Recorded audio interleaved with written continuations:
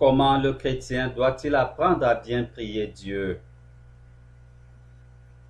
La prière, comme tous les rapports entre Dieu et les hommes, ont déjà été prévus et réglés d'avance par Dieu lui-même, pour que l'homme ne pêche pas en le cherchant et en le servant.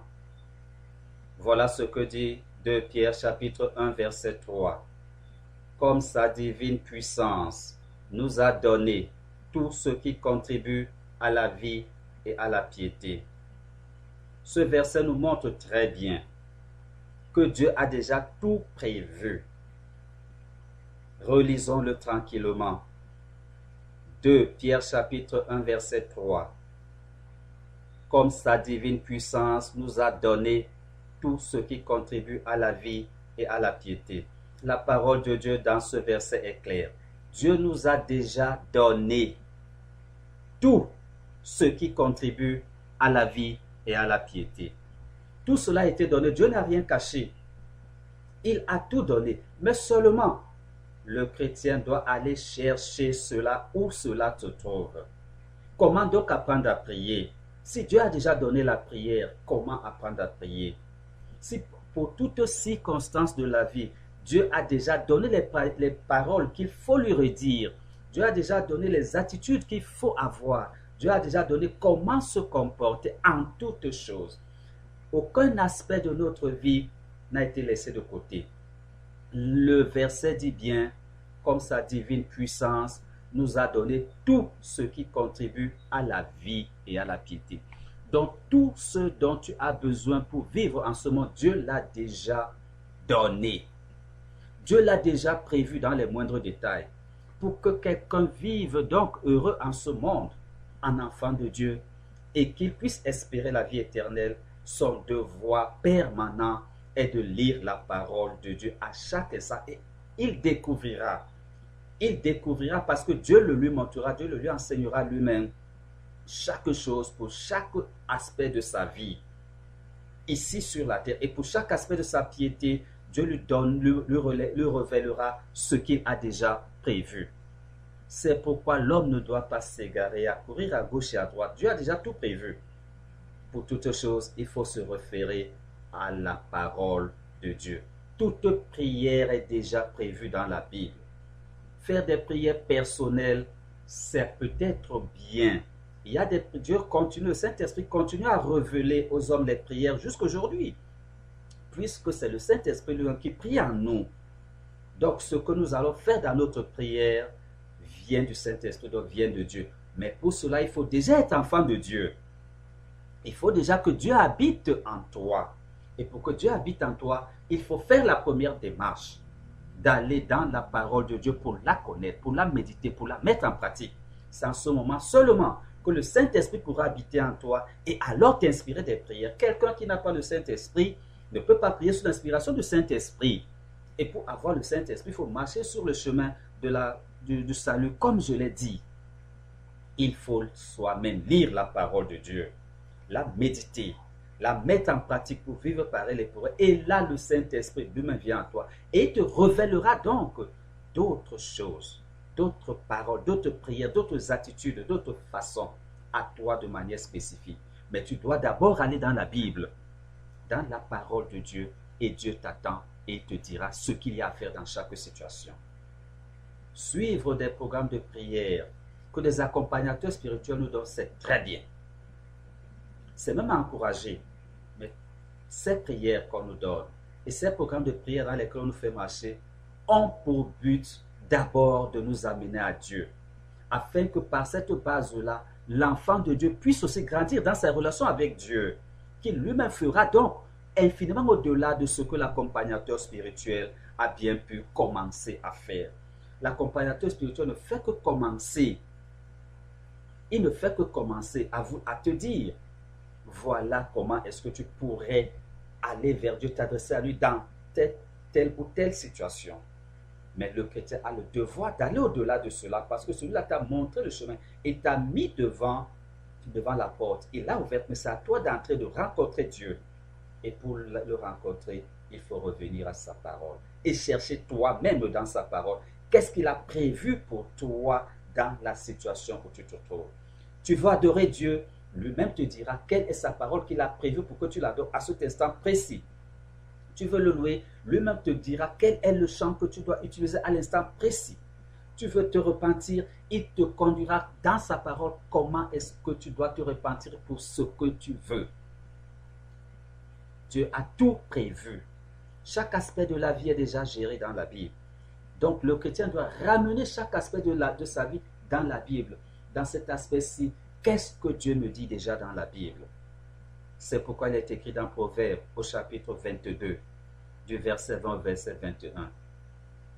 N'ai-je pas déjà pour toi mis par écrit des conseils et des réflexions pour t'enseigner des choses sûres, des paroles vraies? Ce verset du Proverbe chapitre 22, du verset 20 au verset 21, redit à peu près la même chose que 2 Pierre chapitre 1 verset 3. Proverbe chapitre 22, verset 20 au verset 21, il est écrit: N'ai-je pas déjà mis pour toi par écrit des conseils, des réflexions, pour t'enseigner des choses sûres, des paroles vraies? Ça confirme ce que Pierre a dit. Tout ce qui contribue à la vie et à la piété a déjà mis par écrit, a déjà été mis par écrit. Dieu t'a déjà donné des réflexions sur chaque chose. Dieu t'a déjà donné des conseils pour chaque chose. Dieu t'a déjà enseigné pour chaque chose. Et l'enseignement de Dieu est sûr et il est vrai. Il est infaillible.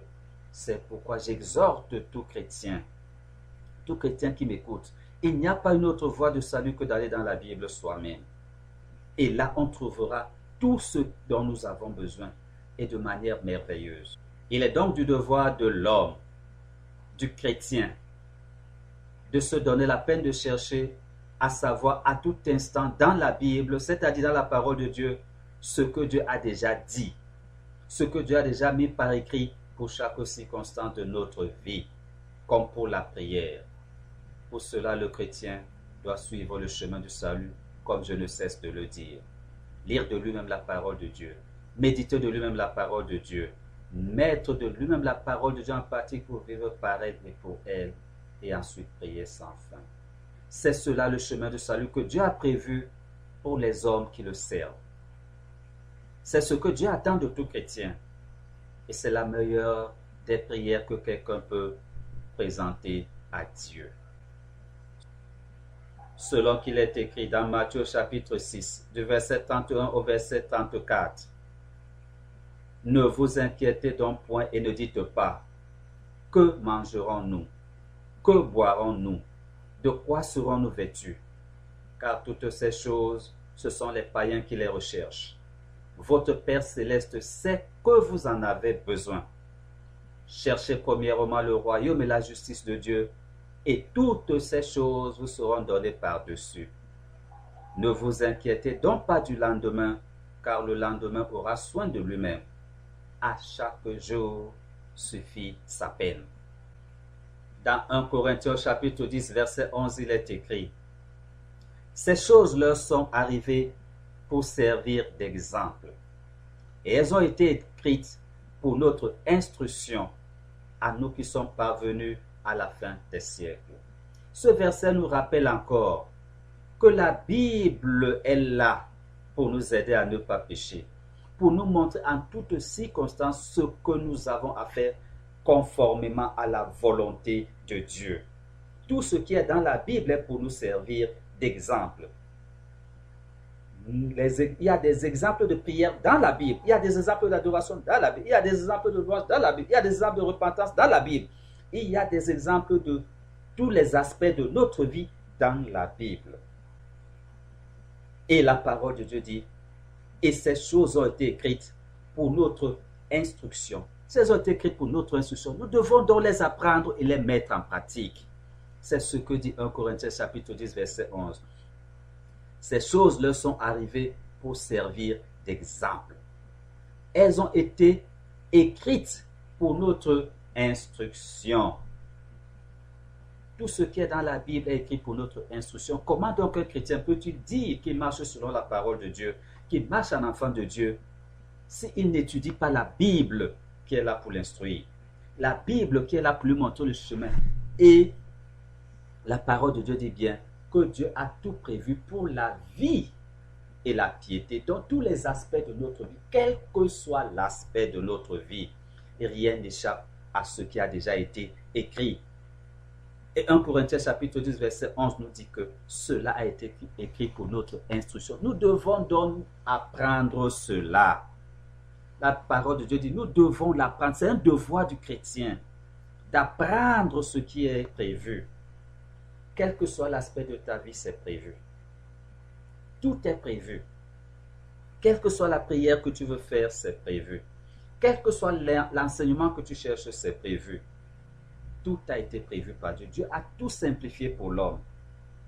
Mais parfois, l'homme aime seulement les choses compliquées, les choses bizarres, les choses qui lui sont inaccessibles, les choses qu'il ne comprend pas et il s'attache parfois. Et toujours pour sa perte. Et dans Romains, au chapitre 15, verset 4, il est écrit: Or, tout ce qui a été écrit d'avance l'a été pour notre instruction. Or, tout ce qui a été écrit d'avance l'a été pour notre instruction. Donc, tout ce que nous avons à faire, c'est de nous instruire. Et nous instruire, c'est étudier la parole de Dieu, qui nous dira à chaque instant ce qui a été prévu pour cela. Et c'est cela notre bonheur terrestre et notre salut éternel. Il n'y a pas de bonheur terrestre ni de salut éternel sans étude et la mise en pratique de la parole de Dieu. Nous aurons beau multiplier des paroles dans nos prières, nos paroles ne lient pas Dieu. Mais Dieu nous a déjà instruits sur ce que nous devons dire dans chaque situation. Et dans 1 Jean chapitre 2 verset 1, il est écrit: Mes petits enfants, je vous écris ces choses afin que vous ne péchiez point. Ne pas faire ce qui est écrit dans la Bible, c'est pécher. C'est pourquoi 1 Jean chapitre 2 verset 1 prend la précaution de nous dire, selon qu'il est écrit: Mes petits enfants, je vous écris ces choses afin que vous ne péchiez point. Si donc quelqu'un ne fait pas selon ce qui est écrit, il pêche. C'est ce que veut dire ce verset. Si le chrétien ne doit pas chercher son éclairage dans ses pensées, ni dans les livres écrits. Beaucoup de livres sont écrits, certains livres sont même écrits par les ennemis des chrétiens. Beaucoup de livres sont même écrits par ceux qui veulent perdre les chrétiens. Beaucoup de livres sont écrits par les serviteurs du diable. Beaucoup de pensées ne viennent pas de Dieu, mais du menteur. Beaucoup de pensées viennent du monde des ténèbres. C'est pourquoi le Saint-Esprit, par l'apôtre Jean, dit, 1 Jean chapitre 2 verset 1, Mes petits enfants, je vous écris ces choses afin que vous ne péchiez point. Tout ce qui a été écrit est pour notre instruction. Le chrétien ne doit donc pas mettre de côté ce qui a été écrit, car c'est cela sa vie. C'est cela la volonté de Dieu à son égard, de chercher à comprendre ce que lui, Dieu, a prévu.